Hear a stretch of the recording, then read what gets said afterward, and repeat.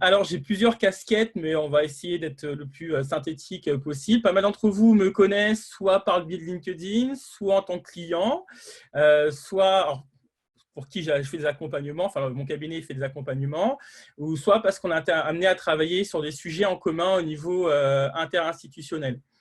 Alors, pour décrire un peu plus ce que je suis en train de dire, donc j'ai cofondé le cabinet HumaPro il y a maintenant 3 ans. Ça fait un peu plus de 10 ans qu'on intervient sur le territoire, sur tout ce qui sera lié aux enjeux humains, liés au travail. Donc, pour ma part, l'une de mes casquettes, c'est psychologue du travail. Pour ceux à qui ça ne parle pas forcément, le psychologue du travail, ce n'est pas tellement allonge-toi là et raconte-moi tes problèmes à titre purement personnel, ça peut l'être, hein.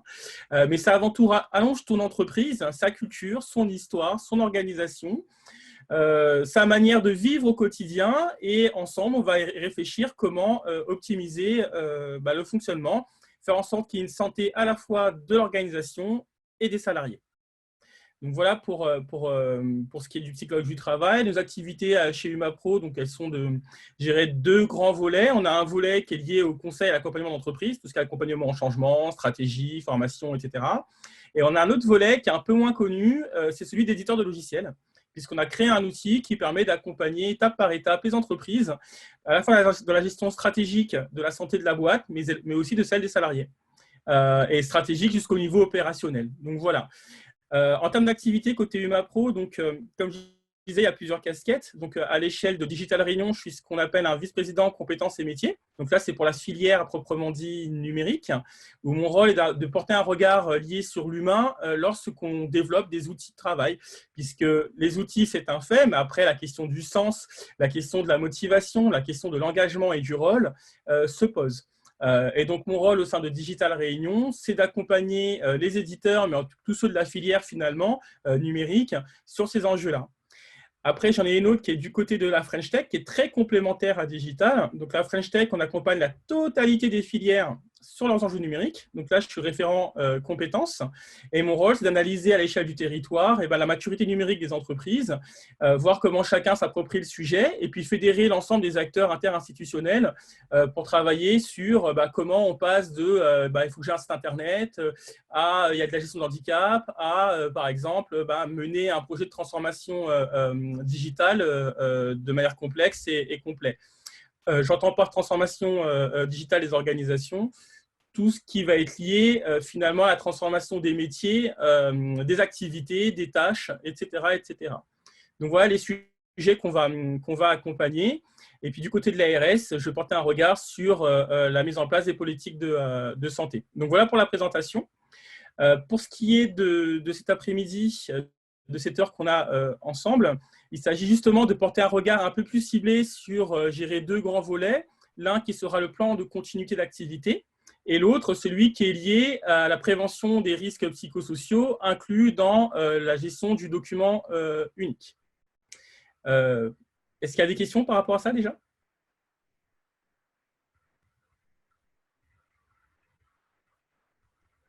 Ah, nope, ok. Alors, vous pouvez me mettre directement sur le côté pour éviter peut-être la cacophonie, mais... Donc, j'essaierai de parler aussi un peu plus doucement. J'ai ce défaut-là de parler assez vite, donc je vais essayer d'exprimer le plus clairement possible et à un rythme audible. Ok. Alors, ce que je vous propose, c'est de s'appuyer sur un support. Alors, à tout moment, il ne faut pas hésiter à m'arrêter. On n'est pas sous un format de cours magistral ou autre. On est vraiment sur de l'échange assez ouvert.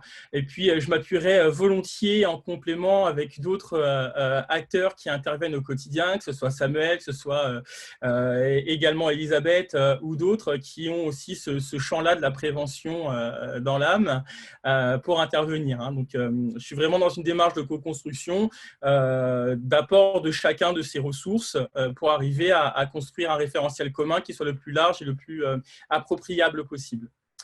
Donc voilà, concernant ce support dont je vous parlais, c'est un support qu'au départ nous a été commandé par une confédération patronale il y a quelques jours. Et puis, au fur et à mesure, on va descendre à l'intérieur et je vous montrerai en même temps les relais financiers parce que souvent, on ne les identifie pas. Alors, il y a ceux qui ont été communiqués très largement par le gouvernement avec l'accompagnement de la BPI, le chômage partiel, etc. Mais quand il s'agit également de la transformation digitale et d'accompagner les enjeux psychosociaux, d'autres supports financiers peuvent intervenir, qu'on soit dans le public ou dans le privé. En ce qui nous concerne, on accompagne les deux champs, on accompagne des collectivités publiques également. Donc, il y a également des leviers financiers qu'on peut mobiliser. Et n'hésitez pas, si besoin est, de m'interrompre et de me dire, voilà, tiens, Florent, nous, dans notre champ, est-ce que tu connais quelque chose ou pas? Quand j'ai la réponse, je vous la donnerai. Et puis, si éventuellement je ne l'ai pas, j'essaierai de voir au niveau de mes réseaux ce qui est jouable. Donc, voilà. Donc, je vous propose de partager mon écran. Hop.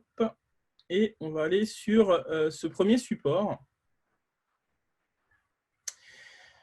Donc, le voilà, est-ce que tout le monde voit ce que je vois?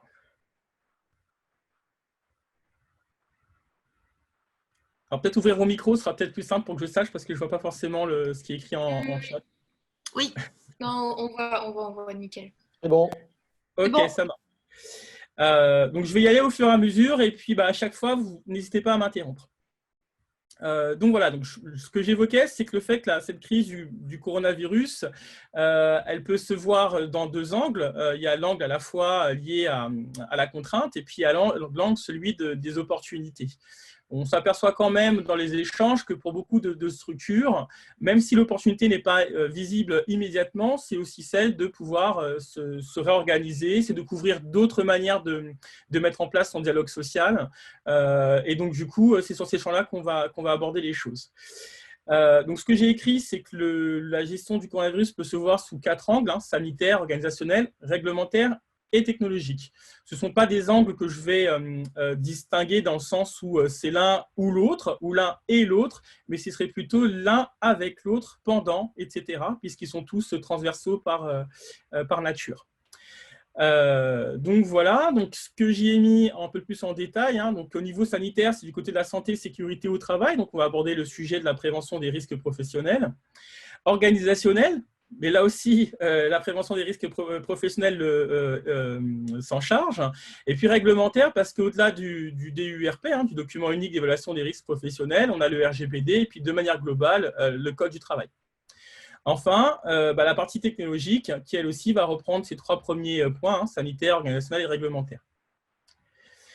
Alors, du côté sanitaire, donc j'ai réénoncé ce qui est pour pas mal aujourd'hui déjà des choses connues, mais pour ceux qui ont besoin de compléments, on va l'aborder et comme je disais, n'hésitez pas à m'interpeller. Donc, les articles 41-21-1-5 du Code du travail prévoit que tout employeur, dès le premier salarié, pas comme j'ai pu entendre dire 10, 15 ou 20, non, c'est dès le premier salarié qu'il doit s'assurer de la sécurité physique et mentale de ses salariés. Le document unique, alors pour donner un petit retour historique, on parle de 1991 avec les grands aspects liés à la prévention. Donc, c'est mieux si on ne meurt pas quand on travaille, si je schématise. Et puis, 2001, on va attendre 10 ans entre 91 et 2001 pour se poser la question de savoir si les actions sont vraiment menées dans le public comme dans le privé. Donc, on attend 10 ans, puis on s'aperçoit que finalement, c'est assez disparate et que s'il y a une prévention qui est mise en place, c'est plutôt celle qui est liée à la sécurité, avec des métiers comme les référents qualité, sécurité, environnement, les préventeurs, ACMO notamment, on parlait dans la fonction publique. Et donc, du coup, au bout de 10 ans, on se dit ce serait bien de formaliser quelque chose pour pouvoir avoir une traçabilité et suivre ce qui se passe. Et quand on attend 10 ans pour avoir une traçabilité, on a appelé ça un fameux document unique d'évaluation des risques professionnels. Alors, quand on dit ça, souvent, c'est en avoir un document. Or, ce n'est pas un document, mais plutôt une démarche. La notion de document était surtout pour avoir de la traçabilité, mais ne pas enlever son côté démarche. Et puis, donc, en 2001, on a ce document qui apparaît avec 3 types de risques. Les risques physiques, les risques,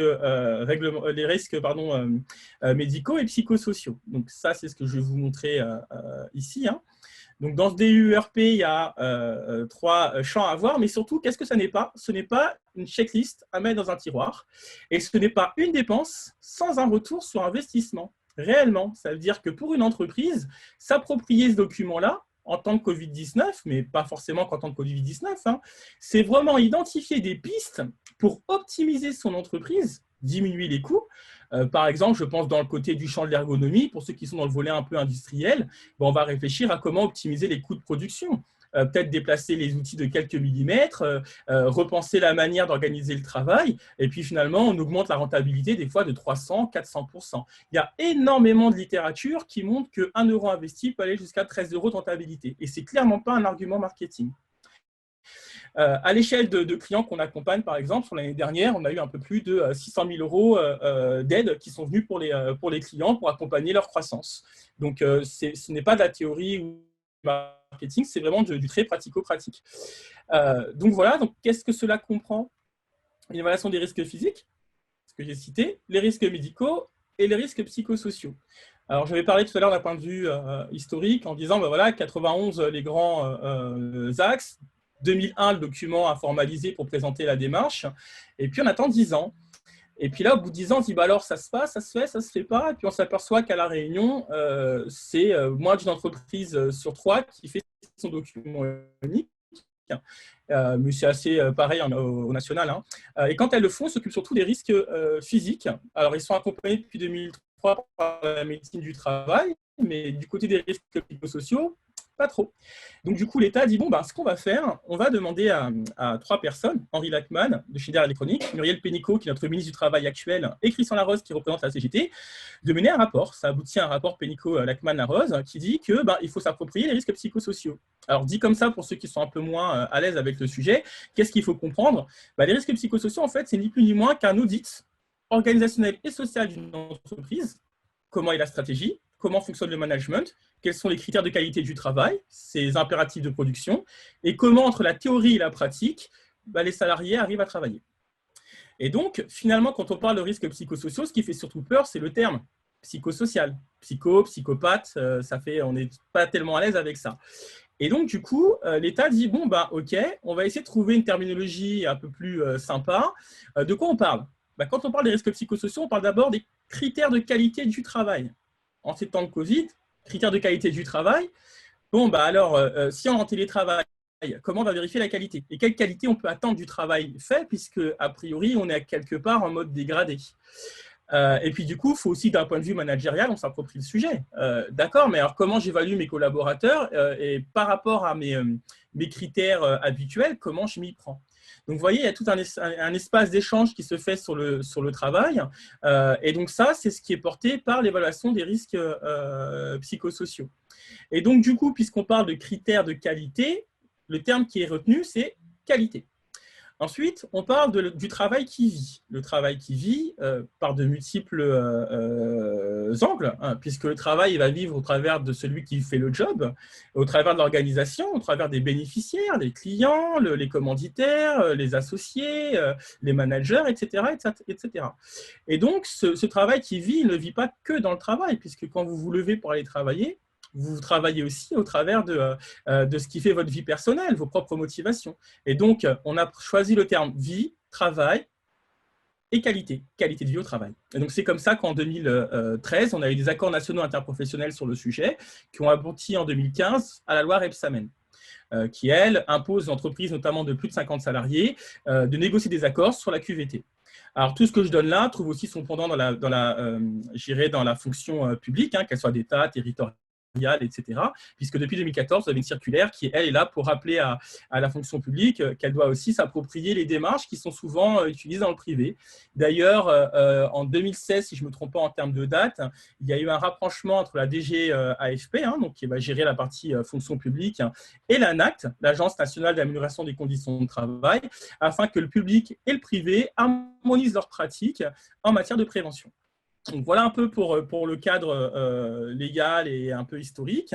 Et donc, le Gigankois qui est juste à côté, hein, on y gagne des levées en matière d'augmentation de son chiffre d'affaires, diminution des coûts organisationnels.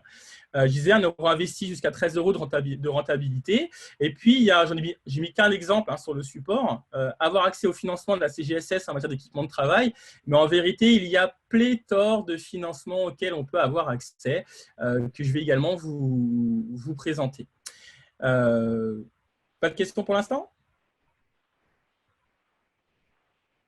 Enfin, moi, oui, oui, une question. Donc, du coup, le document unique, il doit être retravaillé eu égard aux circonstances actuelles et notamment au fait que la plupart des gens sont en télétravail. Totalement. À partir du moment où vous modifiez votre organisation, vous devez mettre à jour votre document unique.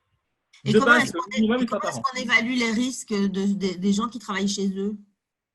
Alors, justement, la question, c'est un peu comme comment on évalue les personnes qui travaillent sur des chantiers ou qui doivent se déplacer pour leur travail au quotidien. La question, c'est comment on organise le travail, quelles sont les ressources dont disposent les personnes pour faire le travail. Donc, quand il s'agit d'évaluer si la personne en télétravail dispose du nécessaire, la question qu'il faut se poser déjà en amont, c'est quelles sont les ressources que j'ai mises à sa disposition pour qu'il puisse faire ce travail dans des bonnes conditions. Donc, si je m'en passe le télétravail, la question qui se pose déjà, c'est quels sont les outils, quelles sont les plages horaires dans lesquelles je vais être amené à travailler, et s'il y a des décalages pour s'ajuster à la vie personnelle, comment je mets en place le droit à la déconnexion, par exemple, quel niveau de tolérance je vais appliquer. Quand on parle de ressources, on parle aussi d'autonomie liée à la tâche. Est-ce que chacun est autonome dans son travail? Est-ce qu'on se rencontre pour échanger? Est-ce que je mets en place des rituels comme des réunions hebdomadaires pour garder un certain rythme? Est-ce que je vais permettre de mettre en place des lieux d'échange, peut-être informels, qui ne vont pas forcément parler de boulot, mais permettre à chacun de parler de ses pratiques ou tout simplement de comment il vit la situation? Donc, il y a plein d'actions à mettre en place. Simplement dire à un salarié, écoute, c'est le télétravail, tu rentres chez toi, il y a l'ordinateur, tu te débrouilles avec, clairement, ce n'est pas suffisant. Et donc, le cadre du document unique est là pour le rappeler, pour expliquer que ce n'est pas l'énième obligation réglementaire comme on peut l'entendre, c'est plutôt qu'est-ce que je peux faire pour que les conditions soient optimisées. Et si mon salarié se sent bien, a priori, travaille mieux, tout le monde s'y retrouve. À la différence d'une personne qui se sent mal, le travail se dégrade, la santé du collaborateur se dégrade aussi. Tout ça engendre des coûts, que ce soit du retard de production ou du mal-être et de la maladie professionnelle. Ça va? Je réponds à la question? Oui, oui, oui. Enfin, oui. Non, mais ça veut dire que quelqu'un au sein de l'entreprise doit être… parce que vraiment, la situation, quelque part, aujourd'hui, elle évolue un peu tous les jours. Donc, ça veut dire que quel est le rythme de mise à jour du document unique? Alors, d'abord, ça répond d'une démarche avec des étapes. Il ne s'agit pas de partir dans tous les sens et de se dire ouais, je vais faire tout, puis on verra après. Comme toute démarche, il faut aussi garder un temps humain aux choses et il faut également se dire que plus on veut tout faire tout en même temps et plus les risques d'erreur vont se mettre en place. Donc, il y a des méthodes. Il y a des méthodes qui sont décrites par différents supports et surtout, vous avez des accompagnements sur lesquels vous pouvez vous appuyer. Donc, je descends un peu plus dans le document que j'étais en train de présenter. Donc, le cadre réglementaire, je vous l'ai donné, 4121-5. Le document unique doit mettre à jour au minimum une fois par an et lors de tout changement de situation. Exemple lié au coronavirus, mais pas que le coronavirus. Demain, pour X ou Y raison, vous voulez déployer un nouveau service, déménager, mettre en place de nouveaux outils. Dans tous les cas, ce document unique est à mettre à jour. Alors, je vous passe le côté des sanctions parce que ce n'est pas l'objet tellement de notre réunion, mais l'objectif, c'est plutôt de voir comment on s'y prend. Et donc, c'est pour ça qu'on arrive naturellement sur le volet organisationnel. Donc, comme je disais, il y a 3 angles, risques psychosociaux, médicaux et physiques. Alors, avant qu'on rentre un peu plus à l'intérieur, ce qui est intéressant, c'est de se dire qu'à l'échelle de l'État, il y a des aides. Alors, les aides, elles ont aussi une compréhension à avoir. L'État n'a pas vocation à financer les obligations réglementaires des entreprises. Ça, il faut que ce soit bien clair. Néanmoins, dans la mesure où cette démarche s'inscrit dans une démarche organisationnelle, qu'elle s'inscrit dans une démarche de responsabilité sociale et environnementale, qu'elle s'inscrit dans une démarche à accompagner les collaborateurs et l'entreprise, plein de leviers sont actionnables. Leviers que nous actionnons maintenant, nous, depuis plus de 4 ans sur le territoire pour tous nos clients. Je vais vous en présenter un pour commencer, qui est celui-ci. Donc, vous avez depuis 2016 ce qu'on appelle le dispositif Conseil RH. Donc, vous pouvez le voir là. Alors, là, ce dispositif-là, il s'adresse particulièrement aux entreprises privées Pour le public, on avait d'autres aides. On avait le fonds de prévention de la fonction publique qu'on pouvait mobiliser. Et en ce moment, on a un autre dispositif qui s'appelle le Fonds Innovation RH pour la fonction publique et la dématérialisation et le Fonds Conditions de travail. Ce sont 2 fonds spécifiques à la fonction publique. Côté privé, on a le dispositif Conseil RH. Et donc, ce dispositif Conseil RH, sans entrer trop dans les détails avec toute la littérature qu'il y a à avoir et le temps qui nous est imparti, en synthèse, ça donne quoi? Vous avez le droit, sur une démarche de projet pour accompagner les enjeux RH, notamment les coûts liés au dérèglement RH liés à la réorganisation, par exemple, et donc le document unique peut s'inscrire à l'intérieur, eh ben, on va avoir une aide de 15 000 €. Donc, c'est sur 30 jours d'accompagnement maximum, vous avez 15 jours qui seront financés, qui fait 15 000 € sur 30 000 € de projet. Donc, si, admettons, on doit accompagner une structure qui fait 30 salariés, que dans ces 30 salariés, il y a donc 30 jours d'accompagnement, ils auront droit à 15 000 €. Le reste, à charge de l'entreprise. D'un point de vue financier, comment ça se passe en termes de trésorerie notamment, eh ben, l'entreprise va pouvoir bénéficier d'un paiement de 70% de l'aide dès la signature de la convention. Donc, sur 15 000 €, vous aurez tout de suite un virement de 10 000 €. Et puis, à l'issue de la démarche, donc à la fin, une fois que tout sera réglé côté prestataire, eh ben, vous aurez les 5 000 € restants des 15 000. Donc, ça, c'est par exemple une première aide.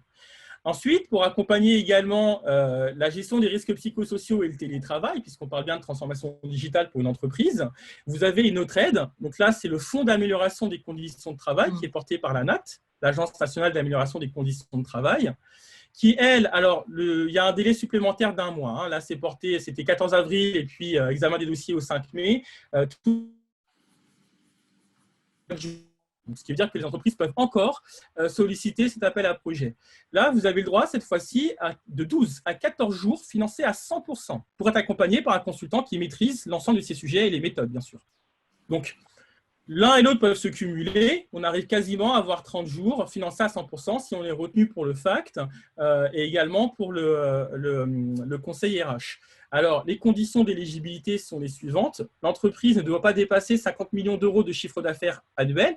A priori, c'est la majorité, pas toutes, mais des entreprises réunionnaises. Ne pas dépasser un effectif de 250 salariés et être à jour de ses cotisations sociales et fiscales. Donc voilà, comme pour toutes les aides, il faut être à jour de ses cotisations sociales et fiscales. Alors, si elles ne le sont pas, du moment qu'elles ont mis en place à minima un échéancier avec les différents établissements, ça fonctionne. Donc voilà, donc on part déjà de 30 000 € là. Hein. Enfin, quasiment. Donc voilà pour ces premiers éléments financiers. Je reviens ici. Alors, ça se complète en fonction des branches, également par des aides complémentaires. Donc, admettons que vous soyez dans le secteur de la construction, du bâtiment, puisqu'on en parle avec la reprise et les conditions à mettre en œuvre, eh ben, vous avez par exemple Constructis qui a sorti, donc Constructis au national. Les modalités, c'était en cours d'échange. J'ai échangé il y a quelques semaines avec Adrien Bazédu qui représente Constructis à La Réunion. Il n'a pas changé de nom, Constructis? Opco Construction. Ils n'ont pas trop changé. À différence d'Opcalia qui est passé par, enfin Opcalia et Consort passé par ESS Fimo pour devenir Acto aujourd'hui. Acto est plus simple à prononcer que ESS Fimo. Donc voilà. Et donc vous avez appui conseil RH, diagnostic conseil RH. Donc c'est 8 jours, 2 jours de mini-diagnostic. Donc vous avez là un levier de développement incontournable.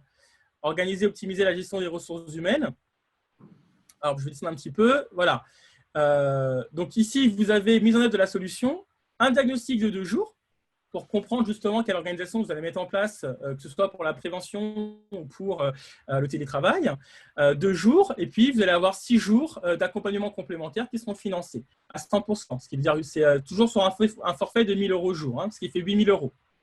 Ça, c'est pour la partie RH numérique. Et si nécessaire, vous avez le RH tout court. Hop là. Je vais revenir. Hop, désolé. Si j'arrive à le choper. Voilà. Donc voilà. Vous avez conseil RH et vous avez conseil RH numérique. Un petit peu plus haut. Voilà, conseil RH numérique. Donc, vous avez deux dispositifs complémentaires qui peuvent également être sollicités. Nous, on fait généralement le point par OPCO et on voit qu'est-ce qui se met en place. Alors, il y a pas mal de changements. Je pense que tout le monde suit un peu l'actualité par rapport à la forme de la formation professionnelle. Pour l'instant, les budgets sont plutôt en réétude, puisque les collectes ont été faites en février-mars. Et du fait du Covid-19, ils essaient de se réorganiser. Avant, il y avait pas mal de solutions qui étaient mises en œuvre par les OPCO. Il faut savoir, par exemple, que Capiat, Acto et consorts proposent tous une journée de formation qui peuvent être faites à distance sur le document unique. Et ensuite, ils ont des dispositifs spécifiques qui peuvent venir compléter ce que j'ai déjà présenté pour accompagner les réorganisations. Donc après, c'est au cas par cas en fonction de l'OPCO.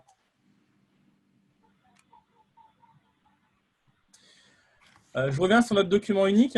Donc, côté réglementaire, c'est au minimum dès le premier salarié, mettre à jour une fois par an et à chaque fois que l'organisation du travail change. Et puis, vous avez une liste de liens que vous pouvez suivre pour avoir notamment les mesures exceptionnelles de l'URSSAF pour accompagner tous ces enjeux-là. Donc, voilà. On arrive un peu entre organisationnel et technologique sur la mise en place du télétravail. Donc, moi, plutôt que de rentrer tout de suite sur ce volet-là, ce que je vous propose, c'est d'aller sur une fiche action qu'on a créée, qui est celle-ci. Voilà. Donc, c'est celle de la mise en place d'un plan de continuité d'activité. Ça permet de descendre du stratégique à l'opérationnel et au fur et à mesure d'intégrer ce qu'on aura identifié dans le document unique. Donc, on s'occupe de faire l'évaluation du document unique. Pour l'évaluation du document unique, ça se passe comme ça. Donc, au départ, il y a un cadrage avec la mise en place d'un comité de pilotage. On le fait en ce moment pour pas mal de structures, donc je peux vous dire que ça peut se faire totalement à distance, à l'exception des risques physiques qui nécessitent quand même d'être sur site pour pouvoir analyser les risques propres au site. Mais le début de la démarche de projet peut être fait à distance. Donc, au départ, on met en place un comité de pilotage qu'on va former à la démarche et ensuite, on va créer un plan de communication pour pouvoir communiquer à l'ensemble des salariés. Souvent, ce qu'on va faire, ce sont des newsletters ou des petites vidéos qu'on va pouvoir présenter lors de webinaires comme on fait en ce moment pour leur dire, voilà, on est afin d'améliorer la démarche de prévention liée à la gestion du Covid-19, on va ensemble réfléchir à comment faire en sorte que chacun puisse avoir les meilleures conditions de maintien, d'exécution du travail, de bien-être, afin que l'activité et les salariés arrivent à être en meilleure santé. Et donc, on va cadrer au départ la démarche, comité de pilotage, formation, plan de com. Et une fois que c'est fait, on va faire une analyse du travail prescrit. Donc là, on va venir collecter des documents qui peuvent être transmis par voie dématérialisée si dans la mesure du possible, qui vont nous expliquer comment fonctionne le projet d'entreprise, projet d'établissement, projet de mandature, comment ça se décline en stratégie RH, d'un point de vue en tout cas des procédures formalisées. Et ensuite, on va descendre de procédure à réel. Concrètement, comment chaque salarié s'approprie tout ça. Dans le projet d'entreprise, c'est écrit que je dois faire telle tâche. OK. Moi, à l'échelle de mon poste de travail, ça se traduit de telle manière, mais avec le Covid, je n'ai plus accès à ci ou à ça. Ah, d'accord. Donc, on va donc s'apercevoir qu'entre la théorie et la pratique, il y a des règles informelles qui se sont installées. Quelles sont ces règles et voir si on peut les récupérer pour finalement créer une règle formelle. Là, il y a plein de choses à mettre en place. Donc, on collecte les documents pour faire l'analyse prescrite. En fonction du prestataire, il va vous proposer des solutions accompagnées d'outils RH. Donc, nous, par exemple, c'est le cas. On a proposé un outil innovant pour pouvoir gérer tout ça. Et donc, du coup, ce qui va se faire, c'est qu'on va venir collecter les données par le biais de questionnaires. Et on va pouvoir les analyser. On va collecter les données par le biais de questionnaires, mais les questionnaires ne font pas tout. C'est toujours intéressant d'avoir un entretien individuel avec les salariés. Donc souvent, ces entretiens individuels vont durer 20 à 30 minutes. Pour vous donner un ordre d'exemple, avec un de nos clients avec qui on est en train de faire ça en ce moment, comment ça se passe? On a des entretiens individuels qui se font sous ce qu'on appelle la forme de l'instruction au SOSI. Alors, vous pouvez aussi, de votre côté, sans avoir… alors, vous n'aurez pas forcément tous les éléments d'analyse, mais ce sera déjà un premier jeu de prévention à mettre en place. On va, dans le cadre on va utiliser par exemple Zoom, où les réunions durent 40 minutes de manière gratuite. Dans le cadre de Zoom, on se voit, on échange et la question est la suivante. Si demain, je devais te remplacer sur ton poste de travail sans que personne ne s'aperçoive de la substitution, dis-moi ce que je devrais faire pour être toi. Alors, s'il faut, on le met en créole ou dans la langue nécessaire pour que chacun le comprenne et se l'approprie. Hein. Mais en tout cas, la consigne est la suivante. Donc, je la répète. Si demain, je devais te remplacer sur ton poste de travail sans que personne ne s'aperçoive de la substitution, dis-moi ce que je devrais faire pour être toi. Ça va nous permettre de mieux comprendre quelles sont les contraintes et les enjeux auxquels fait face le salarié, même en télétravail, pour exécuter sa tâche. Et donc, on va pouvoir récupérer un certain nombre de verbatims, de contenus qui vont servir à alimenter justement l'exposition au risque des salariés, mais aussi identifier des pistes de remédiation à ces mêmes contraintes. Donc voilà, et puis on termine avec la co-construction, puisqu'on va donc pouvoir faire une mesure d'impact. Ok, j'ai fait mes entretiens, j'ai envoyé mes questionnaires, chacun a donné de quoi alimenter notre base de données, et donc on va pouvoir co-construire les plans d'action. Au moment de cette co-construction, là, je vais basculer sur mon plan de continuité d'activité. Donc, qu'est-ce qui nous dit ce plan de continuité d'activité? Il y a un lien pour télécharger un guide qui est très, très bien fait et très, très complet. Donc, pour le plan de continuité d'activité, vous avez un guide gratuit en ligne. Le lien, j'ai dû le mettre… Alors, je sais que là, c'est un peu compliqué de vous l'envoyer, mais je vous le mettrai en lien dans le cadre de la vidéo sur le côté pour ceux qui le souhaitent. Mais je l'ai synthétisé ici. Hein. Est-ce qu'on pourra avoir la présentation? Tu pourras nous la communiquer? Oui, alors c'était une demande qui a été faite. Il y a quelques coquilles à corriger parce qu'on est dans la version finale, donc il y a peut-être quelques fautes d'orthographe, mais le contenu y est. Donc moi, ça ne me pose aucun problème. Par contre, comme c'était une demande qui a été chartée pour la CPME, alors nous, et pas CPME, MEDEF, peu importe. Hein. Si ça vous va, moi, je vous l'envoie tel quel. Oui, et moi, je m'engage à ne pas la rediffuser en l'état, hein, parce qu'effectivement, si ça a été… c'est pour mon édification personnelle, en fait. Voilà, alors c'est un guide qui sera diffusé au grand public. Hein. Il ne sera pas diffusé, sinon je ne me permettrai pas. Hein. Donc c'est un guide qui sera diffusé au grand public, qui ne sera pas diffusé dans un cadre privé ou uniquement aux adhérents de la CPME. Donc voilà, il va être diffusé sur tous les réseaux digitaux à venir. Mais pour l'instant, comme il n'a pas encore été diffusé officiellement par la CPME, je ne le diffuse pas trop. Je vous le présente, mais je ne vais pas vous le diffuser comme ça. Et donc, pour cette partie plan de continuité d'activité, donc les 4 grandes étapes: cadrer, diagnostiquer, co-construire, décider et agir. Donc, le cadrage, c'est hors crise. Déjà, c'était quoi le projet d'entreprise? Comment il vit? C'est quoi les process? C'est ce qu'on a vu tout à l'heure dans la prévention des risques. Ensuite, d'un point de vue diagnostic, on va rentrer à l'intérieur. Et puis, bien évidemment, il faut intégrer, parce que là, je vous ai montré pour la partie risques psychosociaux en ce qui concerne la partie organisationnelle et technologique, mais il ne faut surtout pas exclure la partie sanitaire et risques physiques. Hein. Et donc, pour les risques physiques notamment, hop, je vais remonter.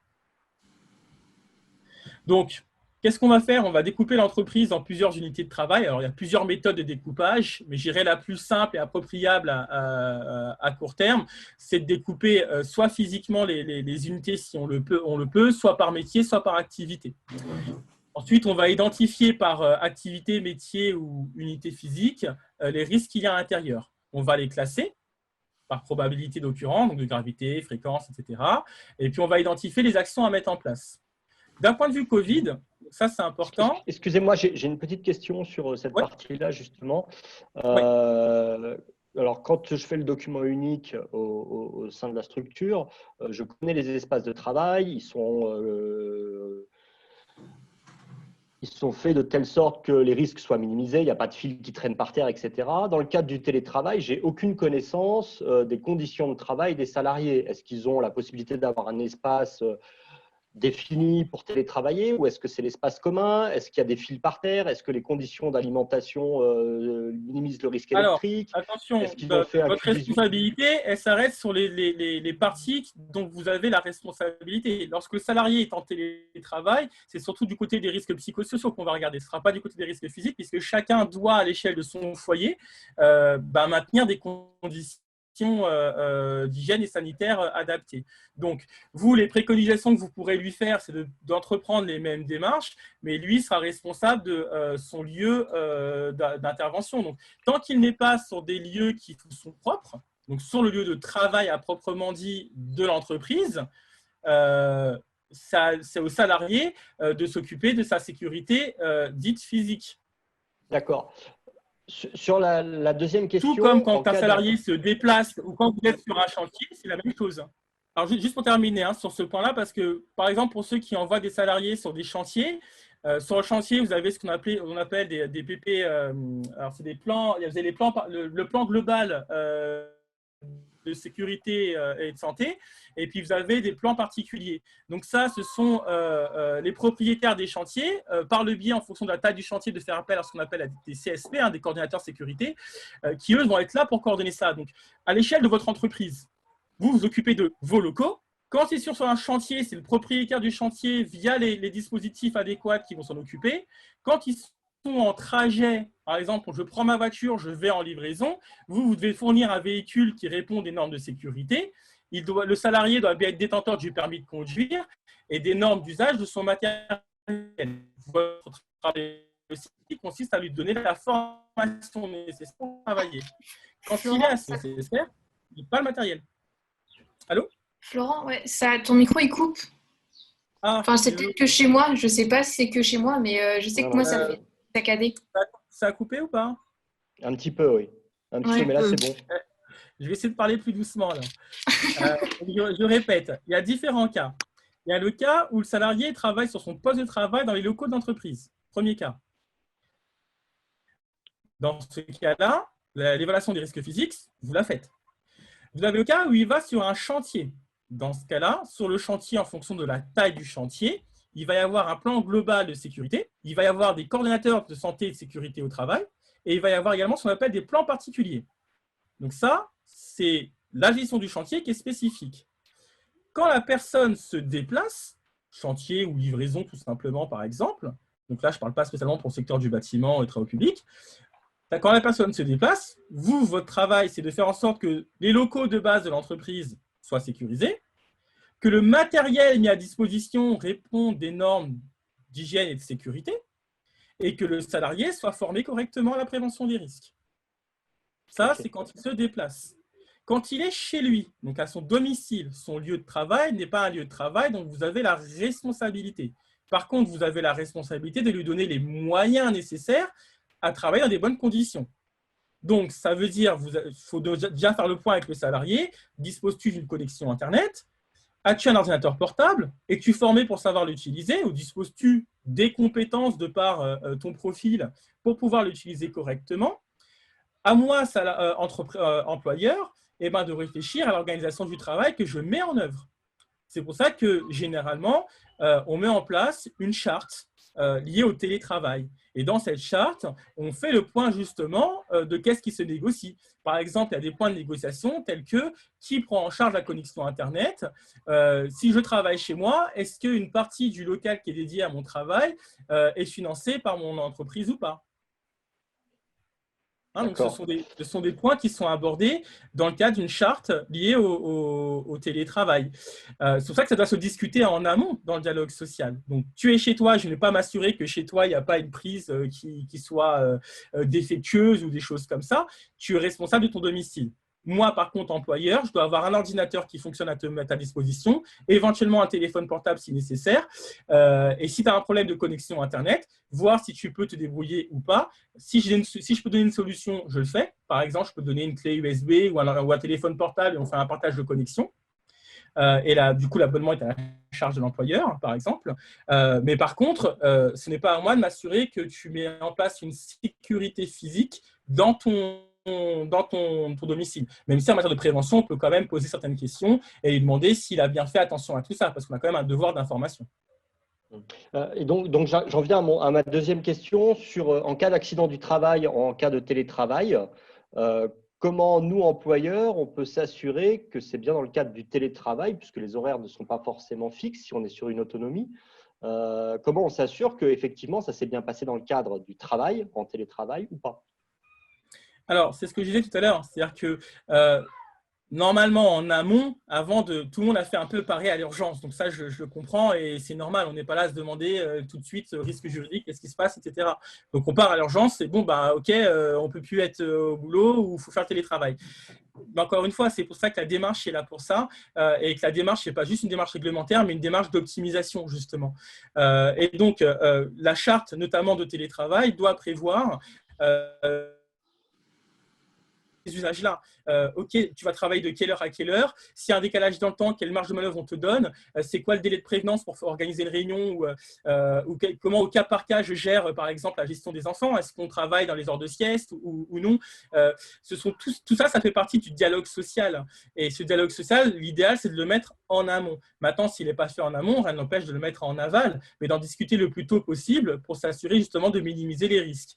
Donc, tant que c'est formalisé dans le cadre d'une charte et qu'on a mis en place, par exemple, une organisation où on a donné aux salariés la possibilité de se référer à un document diffusé au sein des équipes, ça fonctionne. Par exemple, en ce qui concerne mon entreprise, nous, on est une TPE, on a 8 salariés et une vingtaine de consultants. En ce qui concerne mes salariés qui sont tous en télétravail, ils ont une charte, on a mis en place une organisation avec les outils et on a défini, en fonction des cas par cas, quelles sont les plages qui sont adaptées pour les uns pour les autres. Et puis après, on a un outil comme Teams, par exemple, donc pour ceux qui ont Microsoft 365, qui leur permettent d'organiser leurs réunions et leur moment de travail. Donc, chacun peut y mettre les moments où il va travailler effectivement pour l'entreprise et pas les moments où il est plutôt en off à gérer sa vie personnelle. OK, merci. Voilà. Est-ce qu'il y a d'autres questions? Bon, OK. Faut juste peut-être que je fasse aussi attention au temps imparti. On doit être bon, je pense, pour l'instant. Il te reste encore à peu près une demi-heure. OK. Bon, moi, je compte sur toi, Aurore, alors. Pour me faire le maître du temps. OK. Donc, ici, donc, je disais pour le lieu de travail, donc même lieu de vie de travail, contact direct à moins d'1 mètre lors d'une toux, d'un éternuement. Donc, idéalement, c'est aussi de lui rappeler les gestes barrières à domicile, de se tenir à moins d'1 mètre si nécessaire.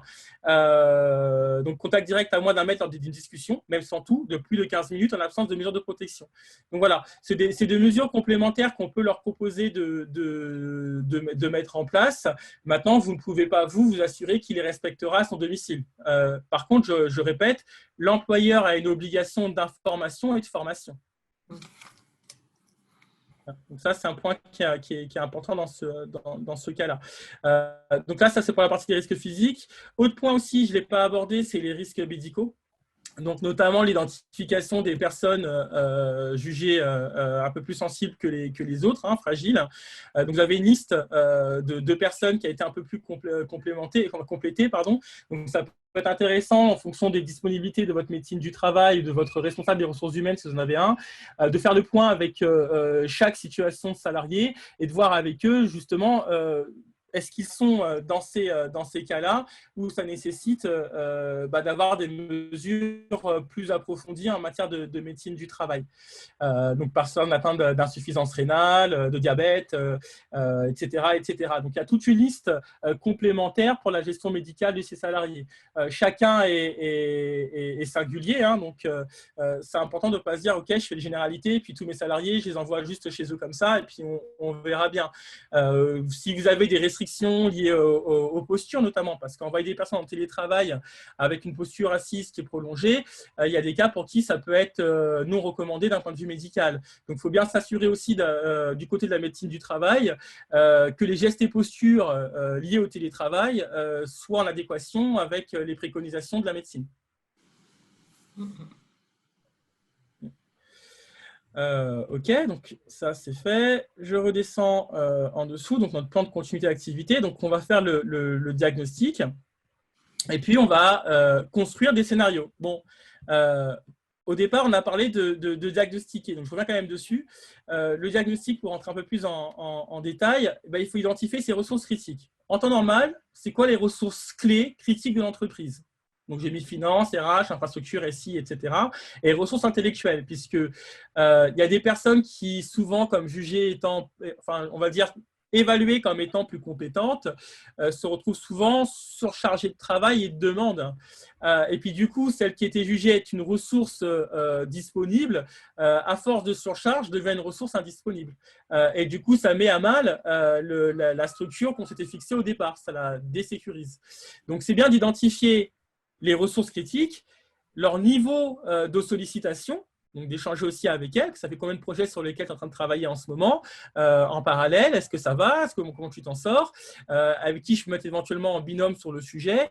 Ou est-ce qu'on n'a pas un centre de ressources humain ou digital afin de te permettre de déléguer à d'autres et qu'eux s'approprient ces ressources-là pour te venir en soutien ou en support? Donc, identifier les risques liés à la gouvernance. Il y a quelques jours, j'ai échangé aussi avec d'autres clients, puis ils me disent c'est bon, on a mis le télétravail, tout est nickel et tout, les ressources sont gérées. Je leur dis d'accord, mais que se passe-t-il si l'un de vous trois associés tombe malade? Et là, ils se sont regardés et puis ils m'ont dit ah ouais, c'est vrai qu'on a pensé aux salariés, on n'a pas pensé à nous. Je fais oui, vous êtes dans le schéma identifier les personnes, juger les personnes clés. Que se passe-t-il? Vous êtes trois. Est-ce que vous avez prévu d'avoir des personnes relais? Si on se trouve par exemple chez les experts comptables, on va se retrouver avec un pôle social, un pôle juridique et un pôle comptable et puis expertise commissaire aux comptes. Bon, d'accord. C'est vous les associés, mais si vous, en tant qu'associé, vous n'êtes plus disponible, qu'est-ce qui se passe? Donc, on parle certes de la santé et sécurité au travail des salariés, mais ne surtout pas oublier l'employeur. On a tous chacun, en fonction de ses responsabilités et de son quotidien, besoin de faire sa propre prévention. D'ailleurs, à ce titre, s'il y a des besoins individuels, il y a plusieurs acteurs qui proposent, notamment des psychologues et autres, qui proposent des lignes pour pouvoir échanger, parce qu'on a déjà notre gestion au quotidien qui est là, mais là, avec la sursollicitation des institutionnels, des banques, des salariés, etc., on peut se retrouver avec un sentiment de solitude, surtout quand on est aussi parfois seul, j'irai commandant à bord. Et puis donc, il faut aussi questionner l'isolement du dirigeant. Et donc, c'est bien de pouvoir, comme on fait aujourd'hui un peu au travers de ce webinaire, sortir de ça pour échanger les uns avec les autres. Dirigeant ou pas dirigeant, du reste.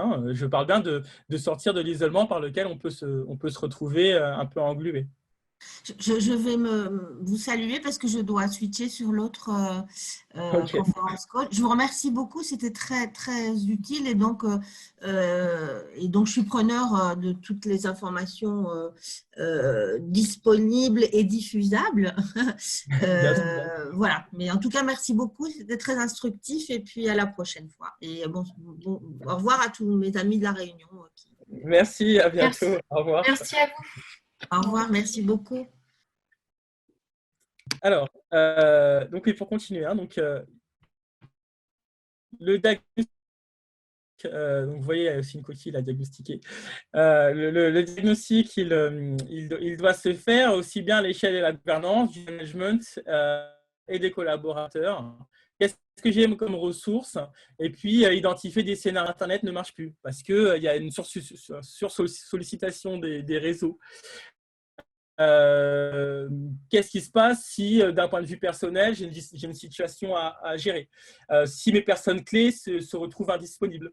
Donc, on crée ces petits scénarios-là et puis on voit qu'est-ce qu'on a comme scénario de remédiation. Si on en a, tant mieux. Si on n'en a pas, on peut réfléchir ensemble à les construire. Et donc, pourquoi pas mettre, en fonction des niveaux et de la structuration de l'entreprise, en réflexion chaque acteur. Pour notre part, ce qu'on a fait, c'est qu'il y a quelques semaines, j'ai expliqué à mes équipes en disant voilà, désolé, je n'ai pas été disponible ces 2 jours, j'ai dû travailler sur ce plan de continu d'activité. J'ai commencé à en faire une ébauche, mais je vous propose, chacun à votre niveau, d'échanger ensemble. Ça vous permettra de pouvoir aussi à la fois mettre en place du dialogue social, à la fois construire des plans d'action et puis montrer à chacun dans ce travail-là qu'il n'est pas seul et qu'il y a un collectif de travail autour de lui. Et en ça, c'est aussi une mesure de prévention. Et donc, bah, c'est ce que chacun a fait, hein. Les référents, alors nous, chez UMAPRO, on a 3 principaux pôles. On a un pôle, alors même si on est une toute petite structure, on s'est dit qu'on s'est découpé un peu comme ça, et puis après, il y a les consultants externes qui interviennent aussi en fonction des besoins. On a un pôle R&D, et on a un pôle consulting, et puis on a un pôle formation. Et donc, chaque référent de pôle réfléchit les uns avec les autres, puis avec les personnes qui sont en dessous de lui ou qui peuvent intervenir avec lui, qu'elles soient des ressources internes ou externes. Donc ça, c'est des manières de réfléchir. Et puis, on a créé sur Teams des groupes de travail. Donc, chacun, après, il met ses propositions. Et puis derrière, je vois ce qu'on garde, ce que je ne garde pas, pour quelles raisons. Et puis, tout est discuté. Donc voilà, donc c'est pas un travail à faire seul, et c'est toujours mieux d'en parler les uns avec les autres, même si c'est aussi normal en tant que dirigeant pour ceux qui le sont. Il y a quand même des niveaux de communication et de réflexion à avoir avant de se dire je balance la com à tout le monde et tout venant.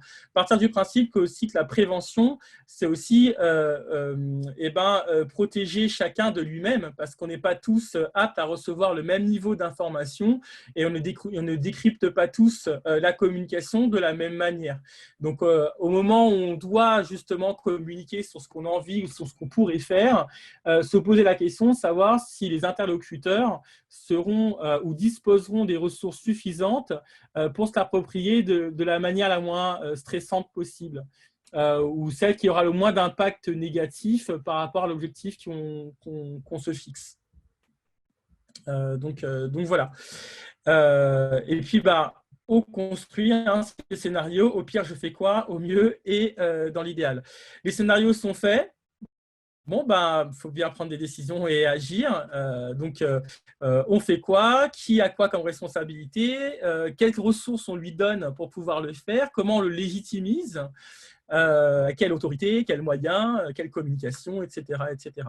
Donc, le plan de continuité d'activité, on reprend la méthode que l'on a finalement dans la prévention des risques psychosociaux. On identifie les moyens, les ressources, on cadre la démarche, et ensuite, au fur et à mesure, on va donner à chacun les moyens d'agir. En matière d'aide, à moins qu'il y ait d'autres questions sur le sujet. Non? Ok. Donc, au niveau des aides, il y a une aide qui avait déjà été présentée par Digital Réunion il y a quelques semaines, mais que je représente parce que souvent elle est comprise, mais j'irais de manière peut-être limitée au regard de l'opportunité qu'elle représente dans le contexte actuel. Donc ça, c'est les aides régionales en faveur du numérique, hein, qui ont été présentées il y a quelques semaines. Tout le monde connaissait ce document? Vous connaissez pas? Oui. Après, chacun a sa réponse. Hein. Ok, enfin, si vous pouvez échanger, parce que j'ai l'impression de parler de faire un cours. Il y a Run Concept qui a dit non, Samuel Pierre qui a dit non. Okay. Enfin, c'était pas connu, quoi. On va arrêter sur ça. Finalement. Ok. Donc, les aides régionales en faveur du numérique. Alors, dans les aides, il y a des aides qui, souvent, dans l'idéal, on n'a pas de trésorerie à avancer. Et puis, il y a les aides où il faut avancer la trésorerie, mais ça a le mérite d'être un vrai accélérateur. En ce qui concerne les aides régionales au numérique, c'est différent des aides de la DIEC que j'ai pu présenter tout à l'heure avec le conseiller RH et ses 15 000 € ou alors les 2 fois 8 000 € pour le bâtiment. L'aide régionale, c'est à l'entreprise d'avancer la trésorerie et ensuite, elle se fait rembourser par la région.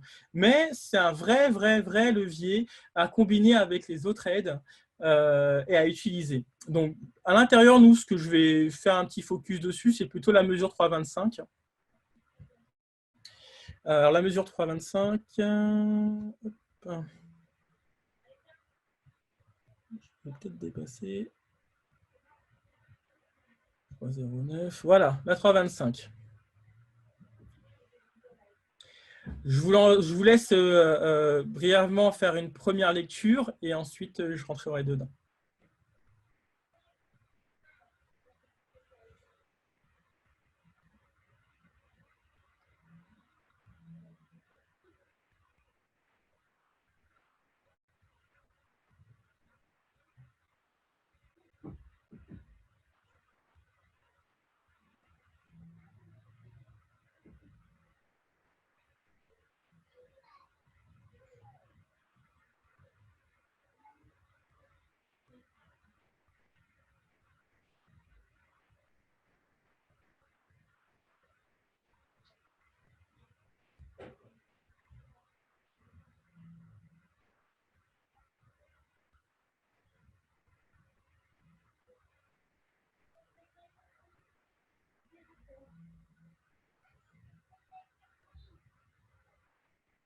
Quand vous êtes prêts, vous me faites signe.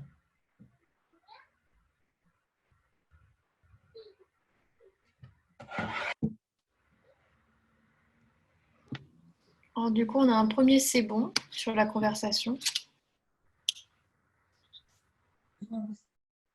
Ah, ok. Moi aussi. On peut partir du... Ah, bah voilà, tout est bon, je dirais. On peut repartir. Bon, je vais vous donner, alors c'est une piste, hein, je ne dis pas que c'est la seule, mais je vous explique comment nous, à l'échelle du MAPRO, on la sollicite et comment du coup on arrive à faire financer quasiment tout ce qu'on fait comme accompagnement, que ce soit pour le document unique, le télétravail et d'autres besoins que peuvent avoir les entreprises quand on mobilise cette fiche. Alors j'ai pris le temps d'échanger longuement avec les différents instructeurs, hein, que ce soit la DIDN, la région, etc., pour m'assurer bien évidemment que ce qu'on mettait en place rentrait parfaitement dans les critères d'éligibilité. Alors, chez UMAPRO, comme je vous disais, c'est un exemple, encore une fois, mais ce n'est pas forcément le seul. Nous, aujourd'hui, quand on accompagne une entreprise, on leur dit, voilà, que ce soit pour le Covid-19, le télétravail ou la gestion de votre boîte au quotidien, dans tous les cas, vous devez vous approprier l'optimisation de votre boîte. Donc, en passant par l'audit organisationnel et social obligatoire dans le document unique, eh ben, vous pouvez optimiser votre boîte. Bon, OK. Une fois qu'on a dit ça, on leur dit quoi? On leur dit, voilà, on a créé un outil qui permet justement d'accompagner tous les enjeux. Gouvernance, management, salariés, risques psychosociaux et tout ça. Et donc, comment on s'y prend? On leur dit, bah voilà, aujourd'hui, le fait d'avoir un outil pour gérer, par exemple, la prévention des risques psychosociaux, ça existe très peu à La Réunion, voire c'est incomplet au regard des obligations réglementaires. Bon, nous, on vous propose un outil pour ça. Donc, ce qui veut dire que vous êtes en train de digitaliser la prévention de vos risques. Alors, pas totalement, bien évidemment, puisque l'outil n'est là que pour assister l'humain et pas le remplacer. Mais, cela dit, on est bien en train de digitaliser un process qui, parfois, chez les salariés, chez les entreprises, est géré sous un tableau Excel ou voire sur des documents papier. Et donc, à partir de là, on entre dans la transformation digitale de l'entreprise. Concrètement, comment ça va se passer? Eh bien, on leur dit, voilà, la mesure, qu'est-ce qu'elle prend en ligne de compte? Quand je regarde à droite, dépenses éligibles, j'ai achat de licence logicielle, prestation d'accompagnement aux outils financés. Et comme notre outil est un SIRH, un logiciel de gestion des ressources humaines, on est donc en train de travailler sur la transition numérique sous l'angle des ressources humaines. Donc, à ce titre, qu'est-ce qu'on va faire? Eh bien, on va, dans le cahier des charges, proposer l'évaluation des risques professionnels, l'achat du logiciel. Et eux, s'ils ont d'autres logiciels à acheter parce que, par exemple, ils dévoilent leur activité commerciale, il leur faut un CRM ou il leur faut autre chose, eh bien, ils vont pouvoir mobiliser cette aide. Mais nous, à partir du moment où on gère tout ce qui est document unique, le fait de prendre notre outil et qu'on s'occupe du document unique, eh bien, les prestations d'accompagnement aux outils financés, ça va permettre de financer les entretiens, les formations, la licence en elle-même et tous les accompagnements qu'on pourrait faire avec vous. Donc, on va prendre d'une part cette aide mesure 325 qui va venir financer finalement 50% de l'accompagnement. Et sur le 50% restant, eh bien, on va compléter avec soit le FACT, soit le conseil RH, soit les mesures spécifiques aux OBCO. Ce qui fait que finalement, ils se retrouvent avec un accompagnement lié à la réorganisation de leur entreprise pour mettre en place le télétravail, un accompagnement pour gérer leurs documents uniques et un accompagnement pour avoir un outil pour les assister dans tout ça. Et tout ça financé à quasiment 90%. Et ça fonctionne. C'est assez clair ou pas?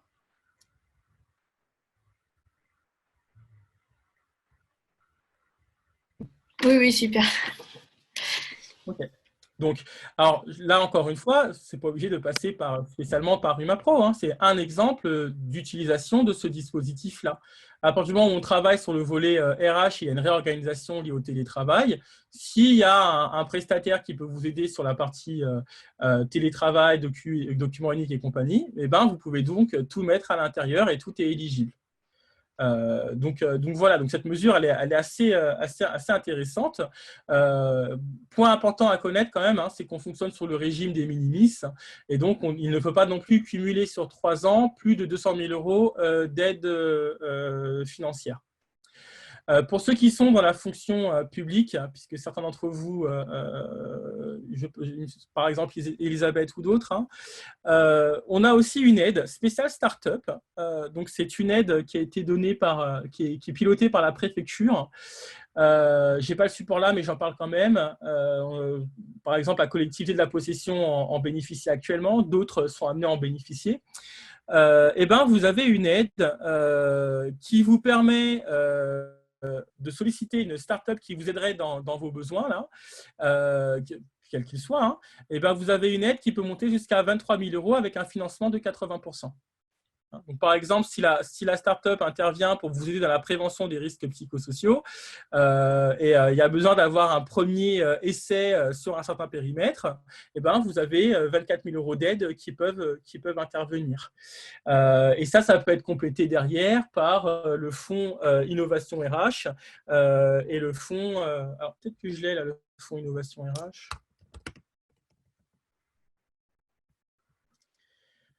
Ouais. C'est le document d'origine, mais après, il a évolué. Hein, il y a 2017, 2018, 2019. Donc voilà, hein, qui est fait par la DGAFP. Capitaliser pour l'ensemble de la fonction publique, promouvoir les meilleures démarches, financer les expérimentations. Donc, pour ceux que, bon, il y en a que ça ne concerne pas, parce que là, c'est plus public ce que je vais évoquer, mais donc Édouard Philippe a demandé à ce que pour 2022, la majorité des services publics soient accessibles de manière dématérialisée. Alors, quand on dit c'est bien, mais après, il faut accompagner les agents pour que d'eux-mêmes, ils puissent aussi s'inscrire dans ces démarches. Et donc, au vu de cela, l'État a mis en place 2 fonds. Un fonds amélioration des conditions de travail, parce que si on dématérialise et qu'on transforme digitalement une organisation publique, bah forcément derrière, il faut accompagner l'humain et prendre en compte les aspects individuels et collectifs. Alors, ce que je veux dire là, ce n'est pas que pour le public, mais il faut bien comprendre que le monde a toujours évolué, ce n'est pas nouveau. Par contre, la vitesse à laquelle le monde évolue, ça, c'est nouveau. Et trouver sa place et jouer son rôle dans des choses qui vont aussi vite, bah, ce n'est pas évident. Et on n'est pas tous égaux face au changement. Et donc, public comme privé, il faut prendre la notion de réorganisation, digitale ou pas, comme étant d'abord un besoin d'accompagnement au changement et d'accompagnement de chacun pour trouver sa place et jouer son rôle. Et donc, les conditions de travail sont à prendre en compte autant que l'organisation. On peut mettre en place une super organisation, mais si les conditions de travail ne sont pas ou insuffisamment traitées, bah, l'organisation ne sera pas correctement utilisée et ça va créer à la fois des dégâts économiques et des dégâts sociaux. Donc voilà, il faut s'évertuer à toujours prendre l'angle humain aussi bien que l'angle économique et organisationnel. Alors, j'ai cru voir à l'instant qu'il y avait eu un message, mais je ne suis pas sûr. Je vais arrêter le partage 2 secondes. Voilà, c'est plus pratique. Et comme ça, je vais pouvoir voir ce que vous mettez en même temps. Alors, je pense que tout à l'heure, la question de si c'est le chèque numérique, si oui, on connaît, c'est un peu en retard comme je lis. Hein. Mais chèque numérique, non, ce n'est pas chèque numérique. Le chèque numérique, c'est en dessous de 5 000 €. Là, c'est pour tous les accompagnements supérieurs à 5 000 €, qui ne nécessitent pas seulement d'avoir un chèque numérique pour pouvoir avoir un site internet, mais vraiment avoir un accompagnement lié à la transformation digitale. Donc, pas d'accident de travail dans le cadre du télétravail. A priori, non, puisque on n'est pas dans le champ des risques plutôt physiques, sachant que pour le moment, les maladies, dans le tableau de classification des maladies professionnelles, les risques psychosociaux n'en font pas partie, même s'il y a quelques évolutions notables ces derniers temps, d'un point de vue juridique. Mais par exemple, le burn-out n'est pas considéré comme une maladie professionnelle. Donc voilà, et ça reste toujours difficile à prouver. Hein. Donc on suit l'actualité sur le sujet, mais ça reste encore un enjeu majeur qui pour le moment n'est pas dans le champ des AT-MP. Ok, je pense que pour le côté questions, j'ai répondu. Si je reviens donc du coup alors, peut-être que il y a qui s'intéresse que je parle du fonds Innovation RH. C'est vrai, c'est une question déjà. Elisabeth, peut-être, c'est ça plutôt un peu plus. Bah oui, parce que tout à l'heure, je suis en plus dans le privé, alors j'essaie de jongler entre les deux. Si tu veux, ce que je ferais, c'est que comme on est aussi en contact par LinkedIn, je t'enverrai les deux supports. J'ai un support complet pour la fonction publique, quand je suis amené à intervenir pour les collectivités, qui traite de tout ça dans le détail. Néanmoins, là, tout de suite maintenant, je peux quand même rentrer un petit peu dedans, mais je t'enverrai les éléments pour que tu puisses les consulter et te les approprier à l'échelle de tes fonctions. Alors, désolé, c'est vrai que je suis un peu mal poli. Tout à l'heure, je parle, mais j'ai tutoyé sans demander l'autorisation. Ça pose problème à quelqu'un, je vous vois et je m'adapte.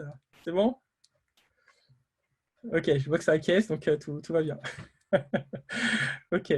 Donc, je vais repartager du coup ce document. Alors, les fonds d'innovation, il faut voir ça un peu dans le privé également, comme les aides qui sont données aux startups, parce qu'il y a énormément de projets qui sont mis en place dans ce qu'on appelle la health tech. Health pour santé et tech, parce qu'il y a des tech partout pour le digital. Donc, on parle de fintech, legal tech, tout ce que vous voulez en tech.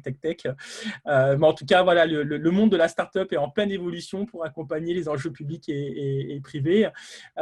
Et donc, l'État dit, voilà, il faut accompagner le public et le privé avec des outils innovants et s'affranchir de cette frontière entre le public et le privé. D'où l'harmonisation sur la gestion des conditions de travail entre l'ANACT et la DGAFP, et également l'appropriation du monde des startups dans la fonction publique également.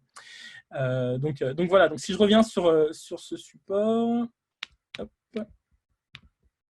voilà, et que je partage, donc on était là-dessus. Donc, ce support, qu'est-ce qu'il nous dit? On va plutôt aller au sommaire parce que c'est un peu plus sympa.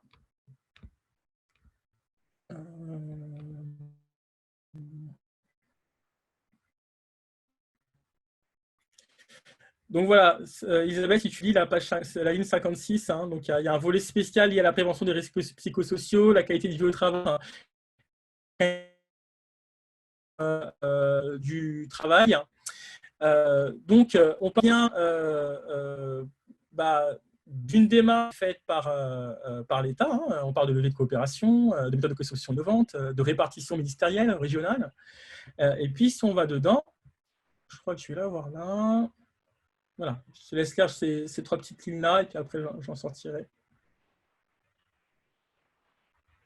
Je pense que ces trois lignes, elles sont vraiment intéressantes parce qu'elles traitent bien de cette dimension à la fois publique et privée. Alors, FIRH et Fonds d'innovation en ressources humaines.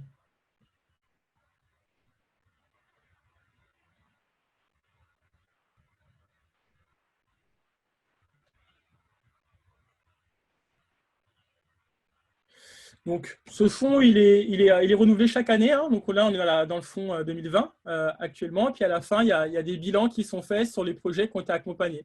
Et ce qui est intéressant, c'est que quand on regarde la première thématique en lien avec les innovations et avec la transformation digitale des organisations publiques et privées, on retrouve toujours dans le top 3 la prévention des risques psychosociaux, la qualité de vie au travail et le bien-être au travail. Il y a des supports aussi qui sont très intéressants, qui ont été donnés par, alors de mémoire, c'est Malakoff Médéric, hein, qui a publié un super inventaire,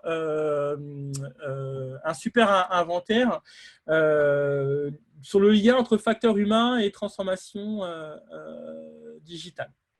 Donc voilà, je vous le partagerai aussi pour ceux qui le souhaitent. N'hésitez pas à m'envoyer un petit mail. Alors pour mes coordonnées, parce que c'est vrai que je ne les ai pas communiquées, je vais le mettre là dans le chat pour tout le monde. Donc c'est florent@umapro.re. Voilà, vous pouvez aller sur notre site internet voir un peu ce qu'on fait aussi. Et puis n'hésitez pas à me demander ce que vous avez besoin comme ressources. Je vous dirai si c'est diffusable ou non. Et si ce n'est pas diffusable, dans quelle mesure je pourrais les anonymiser pour que vous puissiez également les parcourir et vous les approprier. Donc voilà, numéro de téléphone 06 92 09 43 43. Vous avez tout ça sur le site internet, donc c'est des informations publiques que je vous communique. Ce que je vous propose pour conclure, c'est qu'on se fasse un petit tour d'échange avec l'ensemble des participants, voir ce que vous en retenez, ce que vous aimeriez, ce que vous n'avez pas aimé, bref, s'améliorer.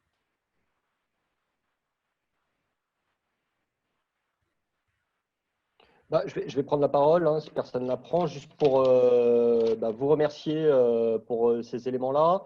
Ce que j'en retiens, c'est qu'il faut que je mette à jour très rapidement mon DUERP pour tenir compte de cette nouvelle organisation du télétravail. Ce que je retiens également, c'est que, mais comme à peu près tout le monde, hein, on n'a jamais anticipé, à part peut-être EDF qui a un plan d'anticipation de 50% de RH en moins pour faire tourner les centrales nucléaires. Nous, on n'en a pas. Donc, effectivement, on n'a jamais pensé à anticiper ce genre d'événement. Et ça, c'est peut-être une erreur qu'il faudra corriger à l'avenir en essayant justement de mettre en place une charte de télétravail pour prévenir ces incidents futurs. Et puis, dernier élément, effectivement, peut-être trouver des systèmes plus résilients. On est très performant quand tout va bien. Par contre, en mode dégradé, on n'est pas bon parce qu'on n'a pas anticipé et peut-être parce qu'on est trop performant aussi quand l'environnement est bon. Voilà. Merci pour ton retour. Ce que je dis parfois aussi aux dirigeants de boîte, c'est qu'il ne faut pas non plus se flageller. On est des êtres humains, on compose avec tellement de sujets en permanence, on n'est pas des êtres omniscients.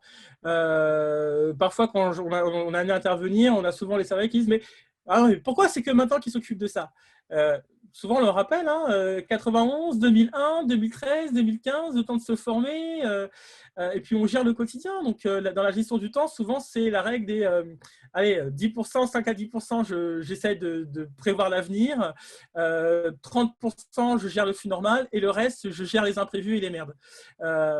Donc voilà, on est des êtres humains, on a l'info, autant se soutenir et puis s'apporter les ressources nécessaires, tout simplement. Voilà. Mais merci pour votre retour.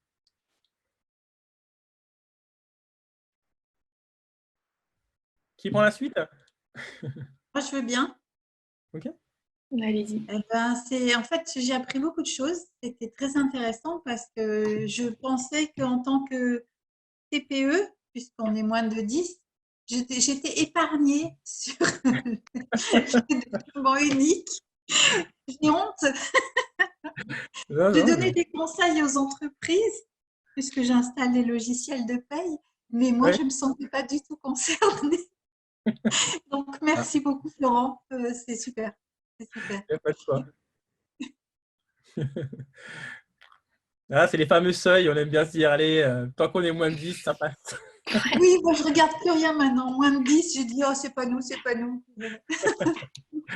Bon, ok. Du coup, est-ce que quelqu'un d'autre veut prendre la parole pour partager son ressenti?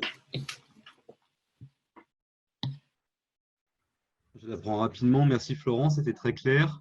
Nous, chez nous, on est assez bien calibré sur tous ces sujets, mais on fait de la transformation digitale, je dirais, côté outils et organisation, sur des structures qui font 10 à 1000 salariés. Et on est confronté à la problématique d'accompagnement RH, très clairement. On le fait aujourd'hui, nous, mais sans en être spécialiste. Avec juste du bon sens et en faisant le lien avec les salariés, parce qu'en fait, les dirigeants ne connaissent pas les salariés ni leurs problématiques. Donc, voilà. D'ailleurs, quand on transforme une entreprise de 1000 salariés, on commence par faire 1000 entretiens. C'est long, ça prend quelques semaines, mais on peut le faire et ça dresse une cartographie de l'organisation qui n'est pas du tout celle que dresseraient les cadres dirigeants. Voilà. Et en ce sens, je pense qu'il y a des choses qu'on peut apprendre à faire ensemble dans les prochains mois. Voilà. Avec plaisir. Voilà. En attendant qu'on puisse se revoir maintenant, physiquement ou pas. Ouais. Oui. Merci Rémi. Merci. Moi, je veux bien intervenir, s'il vous plaît. Pardon? Je veux bien intervenir. Bien faire venir, tu disais? Intervenir. Ouais. Intervenir. Ah oui, avec plaisir, Anita. Je suis particulièrement intéressée par les aides aux entreprises et aux TPE notamment, parce que je pense qu'on va se prendre un méchant vent dans les gencives et que toute aide, tout financement va peut-être nous permettre de garder la tête hors de l'eau.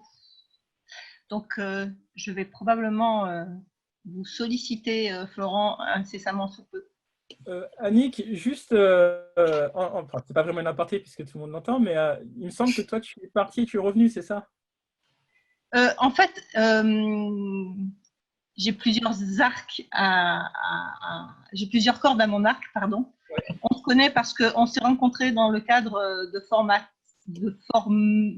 stagiaires en formation à formateur, parce que vous êtes venu chez Run Concept pour présenter le produit qui visiblement a fait certains effets, et parce que j'ai un diplôme en RH et que je me sens un petit peu concernée par tout ça, et que j'essaye, dans la mesure de mes possibilités, d'aider Romain à trouver des solutions pour pas qu'on se noie là. Ok, ça marche. Je comprends mieux parce que c'est vrai que j'ai échangé avec Romain il y a quelques jours de son retour de voyage. Mais ok, avec plaisir en tout cas. Formidable, merci beaucoup. Merci.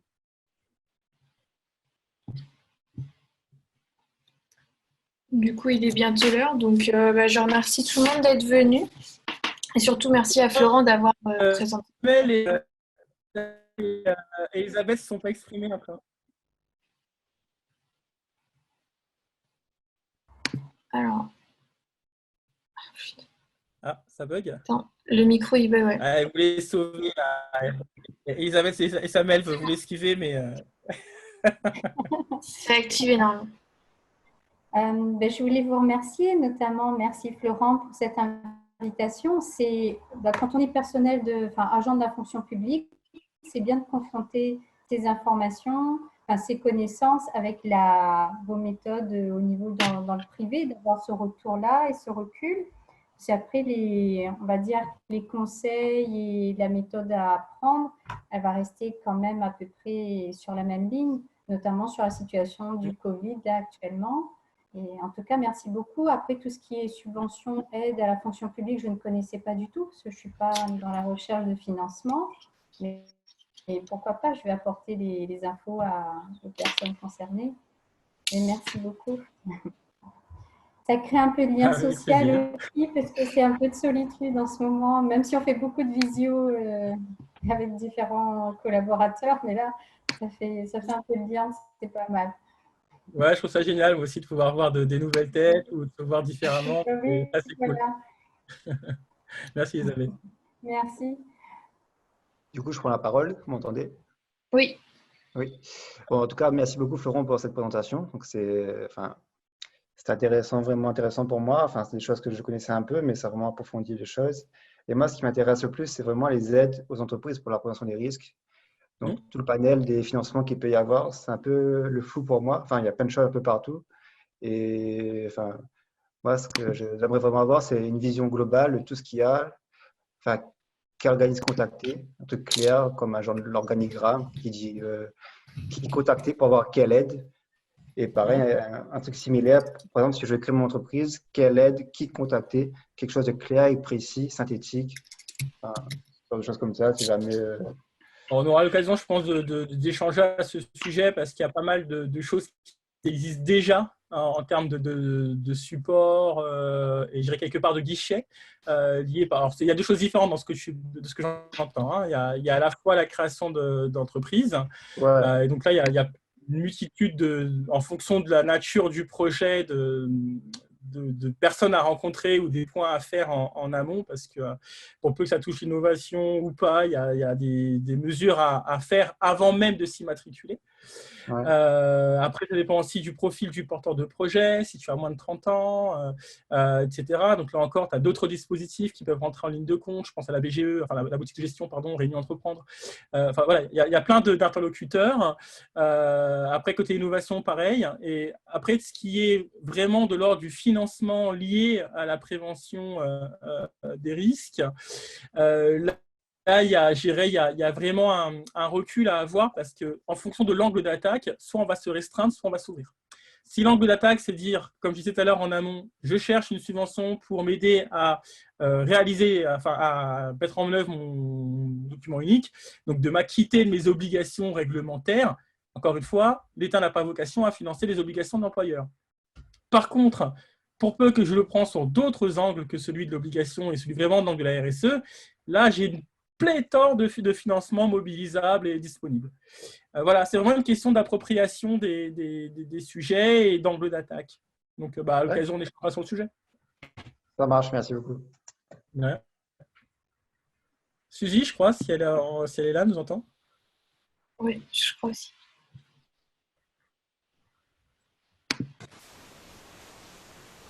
Oui. Suzy, du coup, on écoute.